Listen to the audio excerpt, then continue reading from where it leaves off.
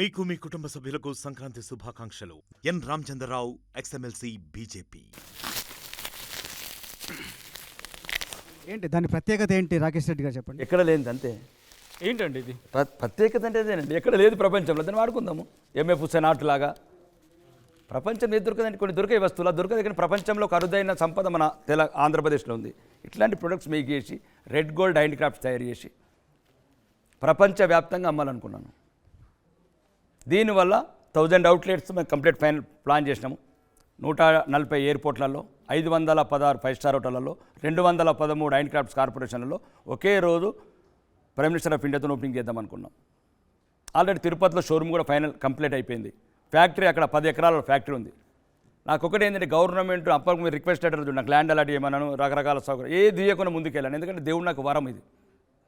నేను ఎక్కడో పుట్టినా కానీ నాకు ఇది ఒక మంచి జ్ఞానం ఇచ్చాడు ఎర్రచందనంలో. ఇది నా ప్రాంతానికి ఉపయోగపడాలా, నా దేశానికి ఉపయోగపడాలనేది నా బాధ. ఇక్కడ పుట్టిన ఎర్రచందనం ఎక్కడో చైనాలో 6 లక్షల ఉద్యోగాలు క్రియేట్ చేయడం ఏందండి? అది తప్పనట్లేదు. మన అక్కడ ప్రోత్సాహం ఏమంటున్నా, స్పెషల్ అకాడమిక్ జోన్ ఇవ్వమన్నారు చంద్రబాబు నాయుడు గారిని. ఇది దేనికండి? అంటే తప్ప మేక్ ఇన్ ఇండియా వద్దా, మేడ్ ఇన్ ఇండియా వద్దా? వద్దా మేడ్ ఇన్ ఇండియా? ఇండియాలో మీ ఒక్కరికే ఉందా ఈ లైసెన్స్? ట్రేడ్ మార్క్ మాత్రం ట్రేడ్ మార్క్ రెడ్ గోల్డ్ అనే పదం మీరు వాడతారు. ఇప్పుడు కొత్త రీసెంట్ చాలామంది వస్తున్నారు. నా దగ్గరికి వస్తారు సలహాలకు. నేనే చెప్తాను చాలామందికి, బాగా చేసుకోండి, ముందుకెళ్ళండి. నేను కూడా చాలా సంవత్సరాలు చేస్తున్నాను. తప్పేముంది? నేను రావాలని కదా రెడ్ గోల్డ్ తయారు చేయడం. నేను రెడ్ గోల్డ్ తయారు చేసిందే చంద్రమౌళి గారు, ఇండియా యూత్. ఈ ఎర్రచందనం అంటే పుష్పాలాగా సినిమాలు చూసి పుష్పాలేమో స్మగ్లర్లు అనుకుంటున్నారు, గవర్నమెంట్ చేసి ఎన్కౌంటర్లు అనుకుంటున్నారు. ఎన్కౌంటర్ కాదు, పుష్పాలు కాదు. ఎర్రచందనం ప్రపంచవ్యాప్తంగా మార్కెట్ చేస్తే ఇప్పుడు కూడా అంటున్నాను. నేను ఎవరి దగ్గర కొనలేదు. చంద్రబాబు నాయుడు యాక్షన్ చేస్తే కొన్నాను, వైఎస్ రాజశేఖర రెడ్డి గారు యాక్షన్ చేస్తే కొన్నాను, కిరణ్ కుమార్ రెడ్డి యాక్షన్ చేస్తే కొన్నాను, మళ్ళీ 2004 చంద్రబాబు యాక్షన్ చేస్తే కొన్నాము. జగన్ వాళ్ళందరూ దొంగలైతే నేను దొంగని, వాళ్ళందరూ దొంగలైతే నేను దొంగని. గవర్నమెంట్ అమ్మినప్పుడు కొంటున్నాం, తప్పేముంది? రైతుల దగ్గర కొంటున్నాం. డాగు కాదు, మీరు ఇంత ప్రాపర్గా ఉన్నారు, అంత స్ట్రక్చర్గా ఉన్నారన్నప్పుడు ఆయన ఒకసారి జీవన్ రెడ్డి బయట ఒకసారి చూసే ప్రయత్నం చేద్దాం. మీ ఎఫ్ఐఆర్ ఉంది, ఎందుకు అఫిడవిట్లో లేదు క్వశ్చన్ చేయడం జరుగుతుంది. ఒకసారి ఆ బయట చూద్దాం. ఎలక్షన్ కమిషన్కి ఎస్ జీవన్ రెడ్డి బయట ప్లీజ్. ఎస్ ఒకసారి జీవన్ రెడ్డి చూపిస్తున్న ఆ నెంబర్స్ చూడండి.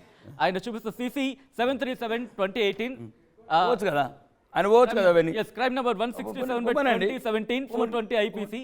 నిన్న హెరింగ్కి వెళ్ళారా మీరు? ఎన్ననవో నా దగ్గర ఉన్న, నా మీద ఉన్నది ఇండియాలో ఒకటే ఒక కేసు. కాదు నిన్న హీరింగ్ జరిగింది అంటూ ఆయన చెప్పుకోవచ్చా? ఏం చెప్తాను కదండి. నేను మళ్ళీ నా మీద కేసు వెళ్ళామంటే ఎందుకు వెళ్తాను? నా మీద ఉన్నది ఒకటే కేసు, ఎలక్షన్ అప్డేట్లు ఇచ్చాను.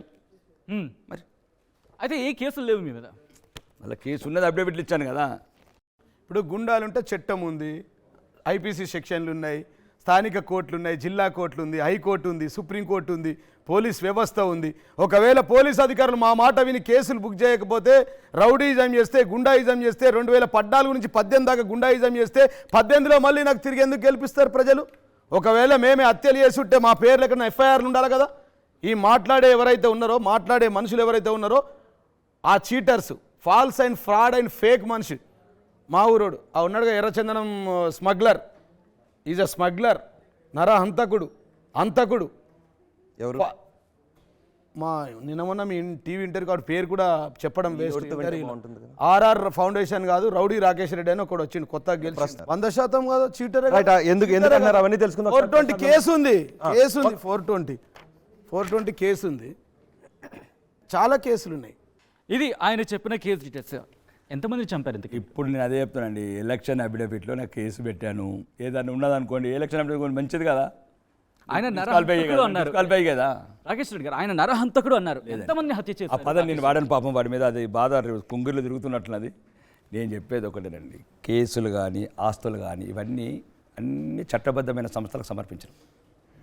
ఎలక్షన్ అఫిడవిట్ ఫైనల్ డాక్యుమెంట్ నేను ఇండియాలో అనుకుంటున్నాను. ఒకవేళ తప్పుంటే డిస్క్వాలిఫై అవుతాను, తప్పేముంది?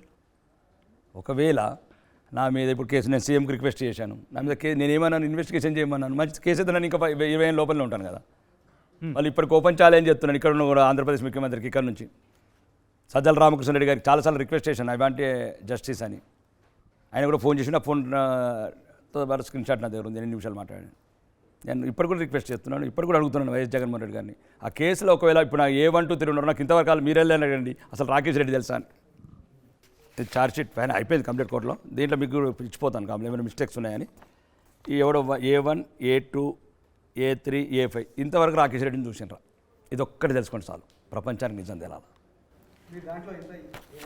ఛార్జ్ షీట్ ఇదే A4 తీసుకోండి. రైట్, ఒక్కసారి చూద్దాం ఇక్కడ.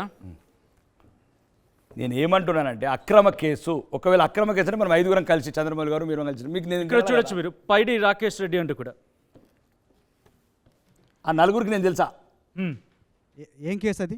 ఇదేనండి 213 ఇదే కేసు. ఒకసారి ఆ కోర్ట్ మొత్తం ఆ డీటెయిల్స్ అన్ని చూసే ప్రయత్నం చేద్దాం. ఇది court of honourable special judicial magistrate of first class along with trial case ఏదైతే ఉందో అక్రమ రిలేటింగ్ టు రెడ్ శాండల్స్. ఒక రీజన్ అది చెప్పిందేనండి. 213 ఏదైతే ఎలక్షన్ అప్డేట్ ఇచ్చానో అదే కేసు. ఆ ఛార్జ్ షీట్ అదే క్లీన్ చిట్. ఆ ఛార్జ్ షీట్ ఇంకా ఛార్జ్ షీట్ సబ్మిట్ చేసిన కోర్టులో ఛార్జ్ షీట్ కూడా అయిపోయింది. ఇంకా రేపు ఎప్పుడో కొట్టేస్తారు ఇక. అయితే నేనేమంటున్నా అంటే నేను ఇప్పుడు కూడా వైఎస్ జగన్మోహన్ రెడ్డి గారిని అడుగుతున్నాను ఈ వేదిక ద్వారా. A1, A2 ఎవరైనా ఉన్నారా నాకు నేను తెలుసా ఇప్పటికన్నా వాళ్ళకు? ఒకవేళ దాన్ని మీతో కలిసి ఒక కుట్ర చేసినా ఒక స్మగ్లింగ్ చేసినా అనుకుందాం, మీకు నేను తెలుసా ఇప్పటికన్నా?